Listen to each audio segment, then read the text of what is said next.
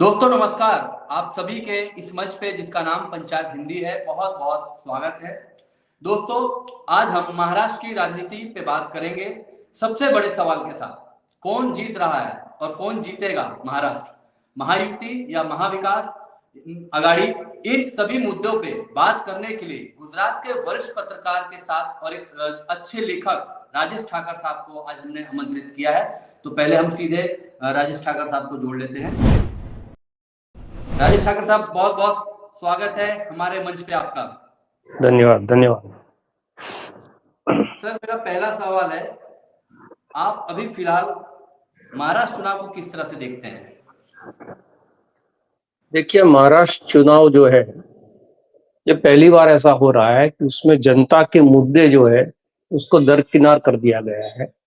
और जो राजनीतिक एक नाट्यक्रम चला पिछले कई सालों के अंदर, उसमें पहले शिवसेना और भारतीय जनता पार्टी साथ मिलकर चुनाव लड़ी, फिर शिवसेना उससे अलग हुई, एनसीपी कांग्रेस के साथ सत्ता बनाई। तो सत्ता बनाते पहले भी जो ड्रामा हुआ, वो अजीत पवार का सुबह में शपथ लेना, फिर घंटों के बाद जो है उसका इस्तीफा, और उसके बाद जितना जो भी घटनाक्रम हुआ सारे लोग जानते हैं कि किस प्रकार की वहां की राजनीति ने दो जो उनकी प्रादेशिक पार्टियों थी उनको तोड़ा। और आज जो है वो टूटी हुई दोनों पार्टियां, जो शिवसेना का एक खेमा था वो भाजपा के साथ है, एनसीपी का एक खेमा है वो भी भाजपा के साथ है। इस परिदृश्य में जब चुनाव आया है तो सबसे बड़ा मुद्दा यह है कि लोग जो है वो कौन सी शिवसेना का स्वीकार करते हैं, कौन सी एनसीपी का स्वीकार करते हैं। एक नंबर दो ये है कि लोग उस बात पर वोट देने जा रहे हैं कि बाला साहब ठाकरे के परिवार के साथ उनके पीठ में छुरा भोंका है उसको सजा दी जाए, या लोग जो है उस बात पर वोट करने के लिए जा रहे हैं कि जो संवेदनाएं हैं, जो एक भावनात्मक बात है उद्धव ठाकरे के साथ मराठी मानुस की जुड़ी हुई, वो उसमें वोट देने के लिए लोगों को बाहर निकालती है। इसी प्रकार से एनसीपी में भी शरद पवार बड़े हैं या अजित पवार बड़े हैं, ये बहुत बड़ा वहां पर खेल है। और उसमें ये दोनों पार्टियों को तोड़ने वाली भारतीय जनता पार्टी, इसको किस प्रकार से देखते हैं, उस राजनीति को वहां के लोग किस प्रकार से देखते हैं। तो पूरा जो चुनाव है वो चुनाव राजनीतिक घटनाक्रम जो हुआ उस पर ज्यादा है। ये हमारे देश की कमनसीबी है कि किसी इतने बड़े प्रदेश का चुनाव हो और उसमें जनता के मुद्दे जो है उस पर बात ना हो, ना किसान पर बात हो, ना बिजली की बात हो, ना रोड और रास्ते पर बात हो, ना महंगाई पर बात हो, ना बेरोजगारी पर बात हो, ना सामाजिक समानता पर बात हो। और बात यही हो कि बदले की राजनीति, कौन किससे बदला लेगा, कौन असली साबित होगा, कौन नकली साबित होगा। तो सारी जो राजनीतिक धुरी है महाराष्ट्र की, वो इसी चक्र के आजू बाजू घूमती हुई नजर आती है। तो ये एक प्रमुख बात है महाराष्ट्र की चुनाव में। ये पहले कभी नहीं हुआ। पहले जब भी हुआ तो किसी न किसी मुद्दों के आधार पर राजनीति वहां पर हुई, लेकिन पहली बार यह है कि पक्ष में कौन है, विपक्ष में कौन है, ये राजनीतिक दल भी जो है कंफ्यूज है और लोग भी कंफ्यूज है। क्योंकि टिकट बंटवारा हुआ उस वक्त भी जिनको शिवसेना से टिकट न मिली वो शिंदे ग्रुप में चले गए, जो शिंदे ग्रुप से टिकट न मिली वो शिवसेना या मनसे में चले गए। और आखिरी दौर में जो है वो लोगों ने पाला बदला और कहीं ना कहीं से चुनाव लड़ रहे हैं। तो उनके साथ जुड़े हुए जो कार्यकर्ता है वो भी कंफ्यूज है, उनको देखने वाली जो वोटर्स है वो भी कंफ्यूज है कि भाई हाँ ये लोग किसके साथ है। और चुनाव खत्म होने के बाद जैसे अभी अभी देवेंद्र फडणवीस ने एक बड़ा बयान दिया है कि चुनाव का जी जी जी जी सर, अजीत पवार जो देवेंद्र फडणवीस का एक अभी नया एक अपडेट सर अभी खबर है कि जो अजीत पवार ने जिस तरह से जो कटेंगे बटेंगे का जो नारा था उसको कहा था कि यहाँ पे उन्होंने नकरा दिया कि भाई यहाँ पे महाराष्ट्र में इस तरह से नहीं चलेगा। लेकिन एक अभी ब्रॉडकास्ट में ही उन्होंने इंटरव्यू दिया है कि अजीत पवार नासमझ है और उनकी जो प्रतिक्रिया उससे एकदम वो नहीं है। तो कहीं ना कहीं जो इन लोग का जो झगड़ा देखा जा रहा था अंदरूनी, लेकिन अब कहीं ना कहीं खुल के सर सामने आ रहा है। नहीं, बिल्कुल ये खुल के सामने आया। और सबसे पहले तो जब अजीत पवार को भारतीय जनता पार्टी ने सपोर्ट किया तभी से देवेंद्र फडणवीस जो है वो उस बात से नाराज थे। उसके बाद जब शिंदे की सरकार बनी, शिंदे और भाजपा की सरकार, उसमें भी आपको पता है कि आखिरी पल तक जो है चेयर लगी हुई थी, फिर चेयर को किस प्रकार से हटाया गया और आखिरी बहुत सारे लोगों ने ये कहा कि महाराष्ट्र के भारतीय जनता पार्टी के वरिष्ठ नेता भी ये नहीं जानते थे कि शिंदे जो है वो मुख्यमंत्री होने जा रहे हैं। तो उस वक्त भी मतभेद थे। और अजीत पवार का लोकसभा के चुनाव में जो कमजोर उनका प्रदर्शन हुआ, उसके बाद भारतीय जनता पार्टी कहीं ना कहीं उनको निपटाने में लगी थी। और उसमें जो जी टिकट बंटवारा हुआ है, उनके हिस्से में जो क्षेत्र आए हैं और जितनी संख्या में टिकट आई है, उससे भी अजीत पवार नाराज थे। अजीत पवार की नाराजगी 2024 का नरेंद्र मोदी के मंत्रिमंडल के शपथ के वक्त भी नजर आई थी कि जी वो नहीं पहुंचे थे। फिर मान मनोबल के बाद जो है वो अजीत पवार वहां पहुंचे, लेकिन उनके दल का कोई जो है वो शपथ नहीं ले रहा था। तो ये टकराव जो है वो राजनीतिक टकराव था। मैंने इसलिए पूर्व भूमिका ये बांधी कि जी हर एक व्यक्ति का, हर एक राजनीतिक दल का, हर एक प्रत्याशी का निहित स्वार्थ इस राजनीतिक चुनाव के अंदर है। तो जी ये चुनाव से पहले भी कहाँ थे, अब कहीं है, चुनाव के बाद कौन कहाँ जाएगा, कहाँ नहीं जाएगा, ये कहा नहीं जा सकता। तो लोगों के साथ मुझे लगता है कि एक छलावा है महाराष्ट्र का अभी जो चुनाव है, क्योंकि लोगों को भी पता नहीं है कि हम शिंदे गुट को वोट देंगे तो वो फिर चुनाव के परिणाम अगर उद्धव के ग्रुप में आए तो कहीं वहां नहीं चले जाए। कहीं उद्धव के ग्रुप के लोग जो बच्चे कुचे हैं देखें कि भाई अभी सरकार नहीं बनी और शिंदे ही फिर से मुख्यमंत्री बन रहा है, तो वहां से टूट कर वहां न चले जाए, अजीत का कूट फिर से शरद पवार के साथ न चला जाए। तो ये सारी जो संभावनाएं इसीलिए बनी हुई है कि लोगों का जो राजनीतिक अपना निहित स्वार्थ है, उस स्वार्थ को जी लेकर ये चुनाव लड़ा जा रहा है। अस्तित्व की एक तरह से सर लड़ाई पूरी तरह से कह सकते हैं चल ही बिल्कुल, रही है। बिल्कुल, बिल्कुल, सर बिल्कुल हमें। जी जी सर, एक लोक पोल का एक सर्वे आया है, उस पोल के अंदर, सर्वे के अंदर में ये महाविकास आघाड़ी को बढ़त दिखाया जा रहा है सर, इसे आप किस तरह देख रहे हैं सर? देखिए, मैंने ओपिनियन पोल और सर्वे के आधार पर अब अपना विश्लेषण करना बंद कर दिया है, क्योंकि बहुत चलिए। सारे हमारे सामने ऐसे विश्लेषण हमारे जो है धरे के धरे रह गए हैं। बहुत सारे ऐसे सर्वे और पोल है वो गलत साबित होते हैं चुनाव के बाद।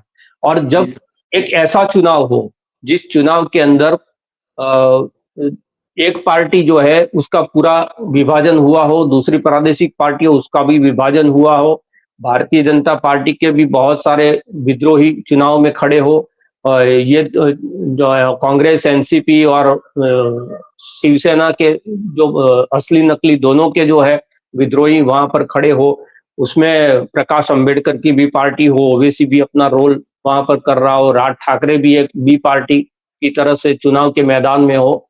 ऐसे चुनाव में कौन किसका वोट काटेगा? और पहली बार देखिए, शिवसेना का विभाजन होने के बाद और एनसीपी का विभाजन होने के बाद पहली बार ये चुनाव, बड़ा चुनाव महाराष्ट्र में हो रहा है। जी अभी सर। तक जो है मुंबई कॉरपोरेशन का भी चुनाव वहां पर नहीं हुआ। तो 2 साल लोगों से सर का वो मन बंद था क्या सर। है? जी, जी तो लोगों का मन क्या है, उस पर क्या रिएक्ट करेंगे लोग, उसका एक भी सैंपल हमारे सामने नहीं है। अगर तहसील और डिस्ट्रिक्ट पंचायत के भी बड़े चुनाव पूरे राज्य में हुए होते, तो पता चलता कि नहीं, कहीं न कहीं लोगों का गुस्सा किसके प्रति है, लोगों की जो भावना है वो किसके प्रति है। लेकिन एक ऐसा चुनाव जिसमें इतने बिखराव हो और सारे दल जब चुनाव के मैदान में हो, तब कौन किसका वोट काट के जाएगा? क्योंकि ये त्रिकोणीय नहीं, ये चतुष्कोणीय नहीं, ये षटकोणीय जंग है। जी तो सर। उसमें सीधा हरियाणा का चुनाव सीधा चुनाव था।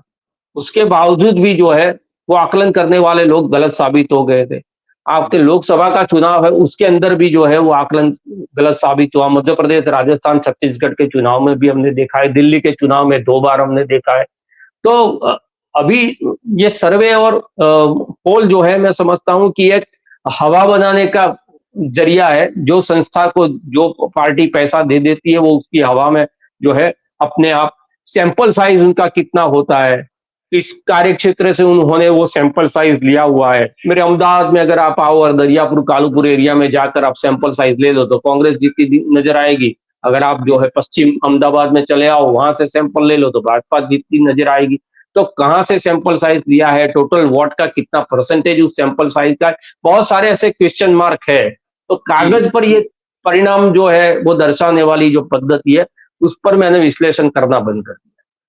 उदाहरण के तौर पर सर, अभी लोकसभा के चुनाव भी आपने देखे ही है कि सर्वे में कुछ और बता रहा था और रिजल्ट कुछ और ही परिणाम आया है। हरियाणा का भी सर उसी तरह से देखा जाए। बहुत बहुत सारे ऐसे उदाहरण हैं, बहुत सारे ऐसे उदाहरण हैं। और एक दो गलत हो, ठीक है, लेकिन हमने पिछले 3 एग्जिट पोल ऐसे देखे जिसमें सारी जो एजेंसियां थी वो गलत साबित हो गई। ये तो नहीं हो सकता।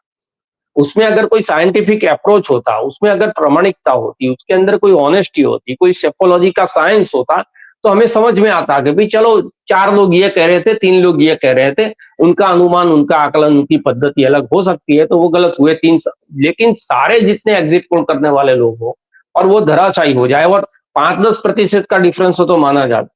जिसको जिताते हुए दिखाते वो हार जाए, वो हारने वाला आदमी जो है जीत जाए, ये तो बहुत बड़ा उलटफेर हो जाता है। सर जो कथा कथित जो अभी कहा जाता है कि गोदी मीडिया भी जीता रही थी, लेकिन उनका भी सर्वे धरा का धरा ही रह गया था। हाँ, और अब थोड़ी उसको शर्म ये आई कि अब जो हरियाणा का चुनाव कराया उसमें जो मुख्य एजेंसियां थी ये पोल करने वाली, उन्होंने जो है अपना जॉब वर्क दे दिया दूसरे लोगों को, अपना नाम खराब ना हो। लेकिन अभी इतनी शर्म उनमें बची है कि अभी वो हिम्मत कर रहे हैं। हमारी हिम्मत टूट चुकी है कि भाई एग्जिट पोल पर मैं ना डिबेट में जाता हूँ, या गुजरात में भी एग्जिट पोल के ऊपर अगर कोई डिबेट होती है तो मैं वहां नहीं जाता, क्योंकि वो टाइम पास है। चुनाव के नतीजे के 2 दिन बाकी है, उसमें आप टाइम पास कर लो, लोगों को बरगला लो, आपकी टीआरपी ले लो, ठीक है, उसके लिए बराबर है। लेकिन उसमें कोई जो है वो परिणाम लक्ष्य या कोई चीज होती नहीं है। तो वहां जमीन पर रहने वाले लोग, गुजरात से बहुत सारे कांग्रेस के लोग, भारतीय जनता पार्टी के लोग महाराष्ट्र में आए हुए हैं, और वो जब यहाँ वापिस आते हैं तो हम उनसे बातचीत करते हैं। लेकिन उसमें भी ऐसा होता है, कांग्रेस से आया हुआ आदमी कांग्रेस की जीत दिखाता है, भारतीय जनता पार्टी से आया हुआ भारतीय जनता पार्टी। अब पत्रकारों में भी देखिए आप, बहुत तटस्थ लोग बचे नहीं है कि नहीं अगर कोई सर। पत्रकार वहां से रिपोर्टिंग करके आया और मैं उसको कुछ पूछ लूं, क्योंकि मैंने वो कर्नाटक में भी किया है। कर्नाटक में यहाँ से एक टीम गई थी पत्रकारों की, यहाँ आके जो है वो बता रहे थे कि नहीं नहीं उसका तो भारतीय जनता पार्टी 2/3 बहुमती से जीती। तो उनका भी कहाँ पर अपना स्टेक है उसके आधार पर वो विश्लेषण करते हैं, आर्टिकल करते हैं। जी तो मत मैं ये समझता हूँ कि वोटर जो है अब बहुत होशियार हो गया है। वोटर अपना जो मन है वो किसी को दर्शाता नहीं, वो 5 साल किसी के भी मन की बात सुन लेता हो, जब उसको जी वोट करना आता है तो वो अपनी मन की बात जो है वो छिपा के रखता है।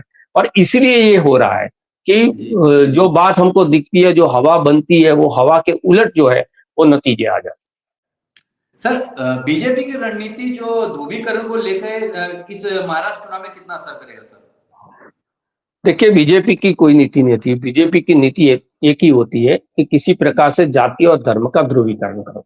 जी मेरिट पर भारतीय जनता पार्टी ने नरेंद्र मोदी युग शुरू होने के बाद, जो गुजरात हो या फिर राष्ट्रीय राजनीति हो, नरेंद्र मोदी की भारतीय जनता पार्टी ने एक भी चुनाव अपने मेरिट पे नहीं लड़ा। जी उन्होंने चुनाव या तो हिंदू और मुसलमान पर लड़ा, या तो जी उन्होंने जो चुनाव है वो बड़ी जाति के खिलाफ छोटी जातियों को एक करके लड़ा, या छोटी जातियों को बड़ी जाति का डर दिखा के लड़ा। आज भी वहां पर जो है कि प्रधानमंत्री आकर कह देते हैं कि एक है तो सेफ है, जी उसका मतलब क्या हुआ? किसको एक करने की बात कर रहे हैं, ये भी स्पष्ट कर देना चाहिए। अगर आप इतनी जी जी हिम्मत कर ही रहे हो, आपके छुटभइये नेता बोले ठीक है, गिरिराज किशोर जैसे लोग बोल जाए ठीक है, गिरिराज सिंह जी जैसे लोग बोल जाए ठीक है, लेकिन देश का प्रधानमंत्री अगर ये कह दे, मंगलसूत्र भैंस से आगे बढ़कर ये कह तो दे कि सर, आपकी बेटी और उन्हीं पर रोटी। सवाल खड़ा हो जाता है। उन्हीं पे सवाल खड़ा होता है कि आप प्राइम मिनिस्टर हैं, उसके बाद जी भी आपको इस तरह से बोलना पड़ रहा है, तो फिर सर आपको फिर सीट छोड़ देनी चाहिए। नहीं, और लोकसभा के चुनाव के वक्त मंगलसूत्र और भैंस का डर दिखाते दिखाते महाराष्ट्र के अंदर रोटी और बेटी का डर दिखा रहे हैं। जी जी तो भाई सर। आपकी सरकारें कर क्या रही है? अगर आपका डबल इंजन की सरकार है, महाराष्ट्र में भी आप है, ऊपर भी आप है, और उसके बावजूद भी आपको ये डर है कि अगर हम नहीं रहे, तो ये भारतीय जनता पार्टी का एक चुनावी जो है रणनीति है। और इसी के आधार पर उनको पता है कि मेरिट के पर बात करने जाएंगे, हम महंगाई पे बात करने जाएंगे, बेरोजगारी पर बात करने जाएंगे, जो जाति जनगणना है उस पर उनका कराना नहीं कराना अलग बात है, लेकिन उनका स्पष्ट जो है रुख तो लोगों के सामने आना चाहिए। तो उस पर जी बात जी करने की कोशिश करेंगे तो कहीं ना कहीं फंसेंगे, और जी इसीलिए इस प्रकार की जो है बातें वो की जाती। सर, अभी वोट जिहाद वर्सेस धर्म युद्ध की भी बात हो रही है इस चुनाव में। देखिए, वोट जिहाद में जो पैसे थे उसका भी एक खेल बाहर आया है, और जी मनी लॉन्ड्रिंग में जो महाराष्ट्र और गुजरात के जो अकाउंट्स निकले हैं जी उसमें भी एक क्वेश्चन मार्क उसमें खड़ा हो गया है। धर्म युद्ध की जहां पर बात है उसका भी जवाब दिया जा रहा है वहां पर। इसीलिए मैंने कहा जी कि जो हमारा संविधान कहता है, हमारी संविधान की जो प्रस्तावना कहती है कि हम भारत के लोग, वी द जी पीपल ऑफ इंडिया, तो वो we the people of India, India यानी कि इंडियन यानी कि भारतीय, जी उसको छोड़कर सारी बातें कर दी जाती है। सही बात उसमें है। कहीं पर भारतीय नहीं आता। उसमें भारतीयों में बांटा जाता है, किसी को धर्म के आधार पर, किसी को जाति के आधार पर, किसी को जिहाद के आधार पर, किसी को जो है वो वक्फ बोर्ड की जमीन के आधार पर। तो बहुत सारे ऐसे मुद्दे हैं, क्योंकि उनको पता है एक है तो सेफ है का मतलब क्या है कि जी अगर इन सारे लोगों को एक रखेंगे, हिंदुओं को, हम्म, तो ही उनकी सरकार सत्ता सेफ है। अगर ये अलग थलग हो गए जैसा 2024 में हुआ, जाति जी जनगणना वाला मुद्दा चला, संविधान वाला मुद्दा चला, और हिंदू जैसे बटे वैसे ही भारतीय जनता पार्टी के प्रत्याशी कटे, और वो जी 300 के ऊपर से नीचे आकर 240 तक आ गए। देखो, तो ये जो स्थिति है, उनको पता है कि उनको कहीं ना कहीं कोई ना कोई डर दिखा के अपने साथ रखना है। अगर ये अपने साथ नहीं रहे, हमारे साथ एक नहीं रहे, तो फिर हमारी सत्ता सेफ नहीं है। तो ये जी जो नारा है, उस नारे के पीछे भारतीय जनता पार्टी का डर दिखाता है। और सबसे बड़ी दिक्कत की बात यह है कि पार्टी का कोई नेता कहे ठीक है, लेकिन देश के प्रधानमंत्री जो संविधान की शपथ लेकर बैठे हैं, जिनको भारत के संविधान के प्रति अपना नतमस्तक रहना चाहिए, जो वो खुद संविधान हाथ में लेकर संसद में जाते हैं, और वो ही अब ऐसी बात करे, वही ऐसी बात करे कि आपकी बेटी और रोटी को ले जाएंगे, तो कौन ले जाएंगे? कौन ये षड्यंत्र कर रहा है?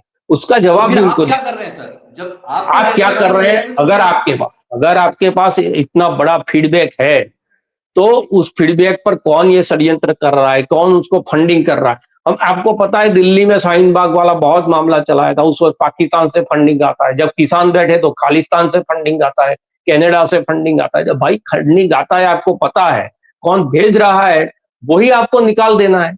लेकिन वो बात नहीं होती, तो हवा में बात करके जब तक लोग डरे रहेंगे, तब तक लोग जो है उनके साथ जुड़े रहेंगे। ये रणनीति। सर नवाब मलिक को भी तो लेके लोगों ने सवाल किए थे कि पाकिस्तान और उनके साथ में डी, यानी उनसे जो उनके साथ में उनके संबंध हैं। बी गैंग के साथ, दाऊद के साथ। सॉरी। हाँ, वो और देखिए वहां वहीं से अजीत पवार वाला टकराव भी वहीं से शुरू हुआ है ना।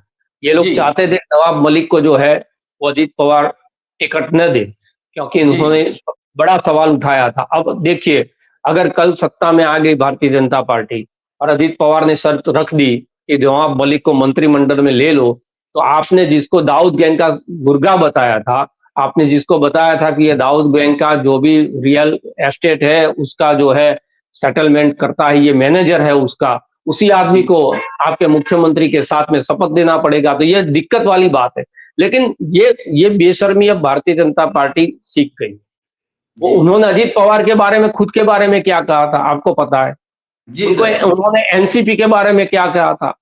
National corrupt party. और जी नेशनल करप्ट पार्टी का एक हिस्सा, जिसका सबसे बड़ा हाँ, भ्रष्टाचारी व्यक्ति, मुखिया जिसको बताया था, वो अजीत पवार, वो आपके साथ है। तो और ये डिप्टी सीएम के साथ में। हर राज्य के अंदर ये इन लोगों ने किया है। जब महबूबा मुफ्ती के साथ ये लोग बैठ सकते हैं, तो नवाब मलिक कौन सी चीज? सही तो बात है। इनको सत्ता के रास्ते के अंदर कुछ नहीं दिखाई देता। जब कथनी वो करनी में सर आके बहुत अंतर है इनके। प्रतिपक्ष में जब वो आदमी है, तो वो उनका भ्रष्टाचार उनको दिखता है, उनका देशद्रोह उनको दिखता है, उनका जो है अपराध उनको दिखता है। लेकिन जैसे ही वो अपने साथ आ जाते हैं, कौन से चश्मे पहन लेते हैं पता नहीं है, जी लेकिन उसके उनके साथ में आने के बाद सारी चीजें दिखाई देती बंद हो जाती है। चंद्रबाबू नायडू भी ये उदाहरण है, नीतीश जी कुमार भी इसी प्रकार का उदाहरण है। बहुत जी सारे ऐसे उदाहरण है, हर प्रदेश में जाओगे तो ऐसे उदाहरण आपको मिल जाएंगे। तो अब ये सैद्धांतिक बात है, ये मॉरल पॉलिटिक्स की बात है, लेकिन पॉलिटिक्स के अंदर मॉरल नहीं है। मैं तो हमेशा कहता हूँ, राजनीति में से राज जो है वो अलग हो गया है, नीति अलग हो गई है। नीति रह तो अब जाती है। राज ही दिखाई देता है, नीतिमत्ता जैसी कोई चीज अब पॉलिटिक्स में रही नहीं। सर ये रेवड़ियों वाली राजनीति किस तरह से देख रहे हैं कि पहले जब दूसरे देते हैं तो उनको बोलते हैं रेवड़ियां हैं, मुफ्त की रेवड़ियां हैं, और अभी खुद की मुफ्त की रेवड़ियां जो है उसे आप किस तरह देख रहे हैं सर? ये रेवड़ी कल्चर, ये नाम है, इनको नाम देने का बहुत शौक है नरेंद्र जी मोदी को। जी अलग अलग योजनाओं के अलग अलग नाम देंगे, अलग अलग सूत्र देंगे।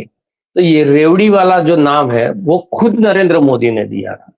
और जब आम आदमी पार्टी गुजरात के चुनाव के अंदर वो बिजली मुफ्त ये सब बातें कर रही थी, उस वक्त कहा था कि ये रेवड़ी कल्चर जो है देश की तिजोरी को खाली कर देगी, देश के अर्थतंत्र का पट्टा बिठा देगी।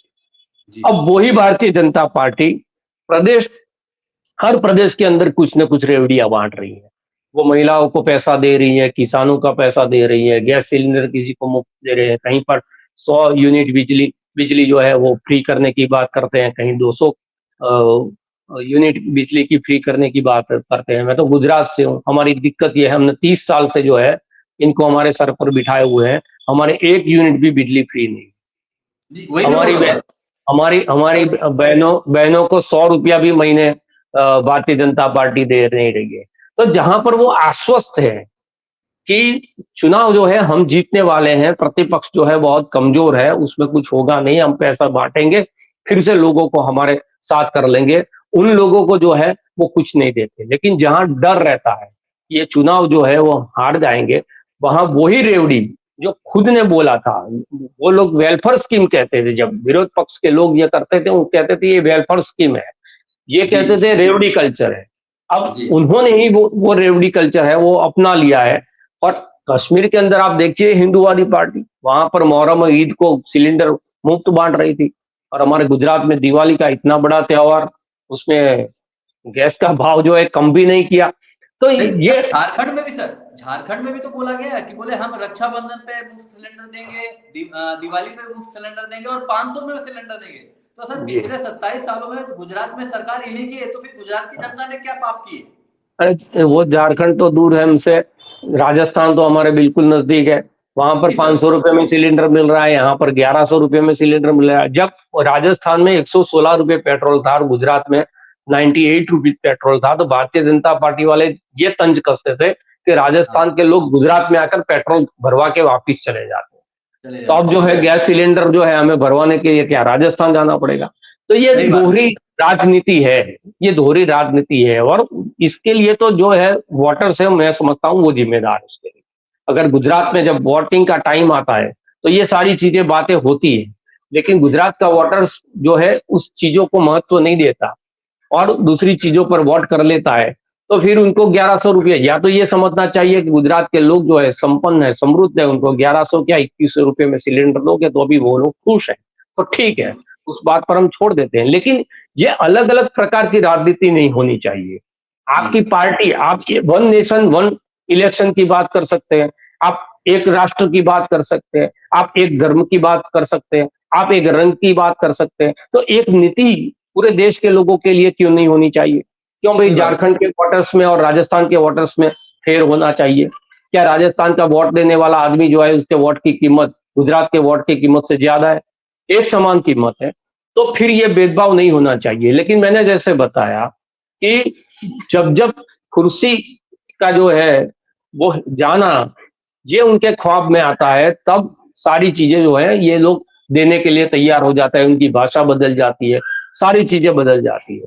तो ये दिक्कत है, ये दोहरी राजनीति जो है पिछले 10 साल से चल रही है और हम देख रहे हैं।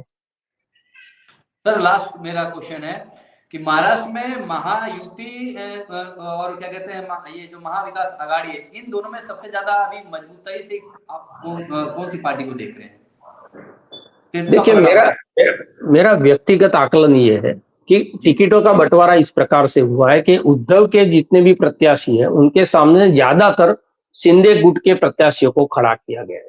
जी यानी कि असली शिवसेना कौन, इसका मुकाबला हो जाए, मराठी मानुस जो है वो मराठी अस्मिता वाला एक खेल न चले जो गुजरात और गुजराती और यूपी में चला था कि यूपी और गुजरातियों के बीच। तो जी एक ये किया है।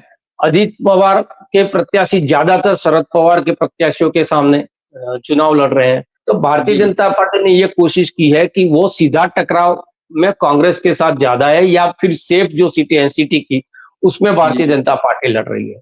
तो मैं ये देखता हूं कि भारतीय जनता पार्टी का जो स्कोर रहेगा वो अजीत पवार और शिंदे ग्रुप से ज्यादा स्ट्राइक रेट जो है भारतीय जनता पार्टी का ज्यादा रहेगा। ऐसा ही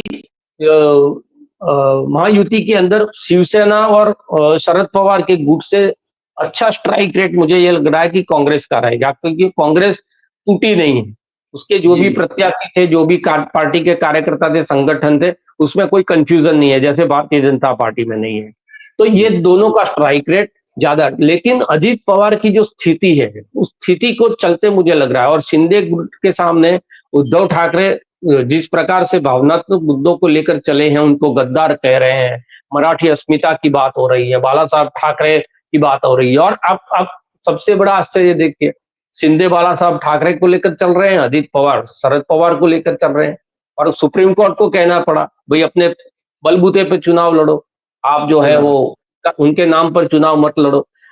तो होगा ये कि शिंदे और अजीत पवार ग्रुप की कमजोरी जो है वो भारतीय जनता पार्टी को कहीं पर एक ऐसी स्थिति में रखेगी जिसमें वो हम्म, सत्ता के नजदीक तो पहुंचेंगे लेकिन सत्ता बना नहीं पाएंगे।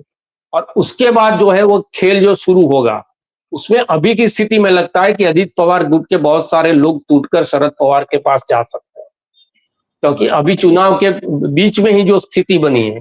तो जी आंकड़ों का खेल है, किस प्रकार का अंक गणित जो है 23 तारीख को वहां पर बैठता है, उसके बाद कुंडलियां जो है वो लोग लगाएंगे, कौन सा ग्रह राहु के में है, कौन सा शनि में है, और फिर तड़जोड़ की राजनीति वहां पर शुरू होगी। एक स्पष्ट मैंडेट के बाद भी जो वहां पर ड्रामा हुआ था, तो इस बार तो जो है चुनाव जीतने के बाद भी लोगों को अपने प्रत्याशियों को सीधा, मुझे लगता है कि वो कहीं ना कहीं सेफ जगह पर ले जाना पड़ेगा। एक ऐसी स्थिति महाराष्ट्र के चुनाव में जो है वो नजर आएगी। क्लियर कुछ कहना ठीक है, चुनाव का जो है वो बिल्कुल टक्कर के साथ लोग लड़ रहे हैं, लेकिन क्लियर कुछ कहना वो असंभव है अभी मेरे लिए। कुल मिला के सर समझिए कि दोनों पार्टियों के अंदर जो दो दो पार्टियां जो टुकड़े हो गए, अस्तित्व की अब कहीं ना कहीं अब लड़ाई देखी जा रही है सर, कांटे की दो टक्कर। पार्टियों की नहीं, दो पार्टियों की नहीं, भारतीय जनता पार्टी के अस्तित्व की भी लड़ाई है। अगर ये दोनों गुट जो तोड़कर उसके साथ उन्होंने मिला लिए हैं और जी उनको अगर पब्लिक ने नकार दिया, और जी भारतीय जनता पार्टी का स्ट्राइक रेट 70% भी रहा, फिर भी वो जी। सत्ता से बहुत दूर हो जाएंगे। और वो जो तोड़ने वाली राजनीति है, लोटस वो ऑपरेशन। राजनीति, हाँ, वो ऑपरेशन जो लोटस वाली जो राजनीति है, वो राजनीति वहां पर फेल हो गई है, ये मैसेज पूरे देश में जाएंगे। दूसरा एक मैसेज भी जाएगा कि इनके तोड़ने के बाद भी अगर आप लड़ते रहते हो और उससे टक्कर ले देते हो, तो उनकी तोड़जोड़ की राजनीति को जनता स्वीकारती नहीं है। तो अस्तित्व का सवाल तो भारतीय जनता पार्टी की रणनीति का भी रहेगा। और उसके बाद जो है वो जब वहां पर जो किया गया उसमें बहुत सारे लोग कुछ बोले नहीं है अभी, तो ना नितिन गडकरी जो है परोक्ष रूप से बहुत सारी चीजें कहते रहते हैं, लेकिन जी खुले मन से अभी जो लोग नहीं बोले हैं वो भी बोलना शुरू कर देंगे। तो हरियाणा के बाद फिर एक जो ऑक्सीजन मास्क लगा है भारतीय जनता पार्टी के चेहरे पर, ये जी। ऑक्सीजन मास्क फिर से निकलेगा और फिर से जो है एक नई राजनीति शुरू हो जाएगी। तो ठाकर साहब, आपका बहुत बहुत धन्यवाद जो आपने हमें धन्यवाद। महाराष्ट्र की राजनीति में विस्तार पूर्वक आपने बताया, और आगे भी हमें अपना समय देते रहिएगा हमारे मंच के लिए। धन्यवाद। बहुत बहुत सर, एक बार फिर से आपका धन्यवाद सर। तो दोस्तों, ये हमने जिस तरह से महाराष्ट्र की जो राजनीति है किस तरह से करवट ले रही है, और इसको पूरा विस्तार पूर्वक जो हमारे राजेश ठाकर साहब ने पूरी बताई कि महाराष्ट्र में किस तरह से किस पार्टी का क्या वर्चस्व रहना है और किस तरह से जो अस्तित्व की लड़ाई है। अब देखना रहेगा कि 23 तारीख को किसके पक्ष में परिणाम आते हैं। तो और भी आप खबरों के लिए आप बने रहें पंचायत के मंच पे। नमस्कार।